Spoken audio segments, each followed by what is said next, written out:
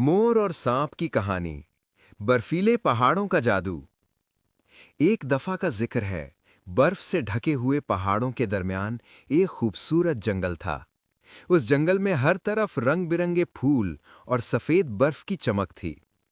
वहां एक गरूर भरा मोर रहता था, जिसकी दुम के परों के रंग सूरज की रोशनी में रोशन मोती की तरह चमकते थे।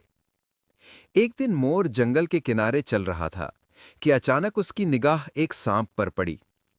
सांप बड़ी होशियारी से बर्फ के नीचे से निकल रहा था और धीरे धीरे मोर की तरफ बढ़ रहा था। मोर ने अपनी बुलंद आवाज में कहा, तू यहां क्या कर रहा है? यह मेरा जंगल है। सांप मुस्कुराकर बोला, मैं भी इस जंगल का हिस्सा हूं। हम सबको अमन से रहना चाहिए।